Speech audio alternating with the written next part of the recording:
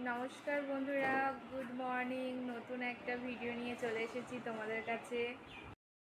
কালকে রাতে প্রচণ্ড বৃষ্টি হচ্ছিল আর এত পরিমাণে বিদ্যুৎ চমকাচ্ছিল, কালকে সেরকমভাবে ঘুম হয়নি, তাই সকালবেলায় উঠতেও দেরি হয়ে গেছে আজকে।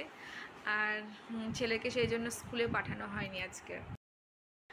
তোমরা কে কোথা থেকে ভিডিও দেখছো অবশ্যই কমেন্ট করে জানিও। বড়মশাই লোটে মাছ নিয়ে এসেছে। আমার ভীষণ ভালো লাগে লোটে মাছ।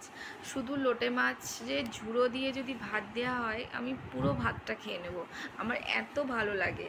তোমাদের কার কার লোটে মাছ ভালো লাগে আমাকে জানিও অবশ্যই। চলো আজকে তোমাদের দেখাবো আমি লোটে মাছ কীরকম রান্না করি। চলুন যাওয়া যাক রান্নাঘরের দিকে। কড়াইতে তেল দিয়ে দিয়েছি, এরপরে পেঁয়াজ দিয়ে দিলাম, লবণ হলুদ দিয়ে একটুখানি ভেজে নিচ্ছি। দেখো পেঁয়াজটা একটু ভাজা ভাজা হয়ে গেছে।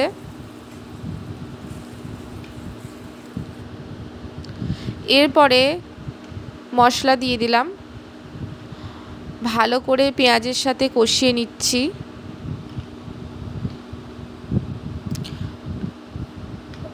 লোটে মাছ দিয়ে দিলাম, ভালো করে মশলার সাথে লোটে মাছ কষিয়ে নিচ্ছি।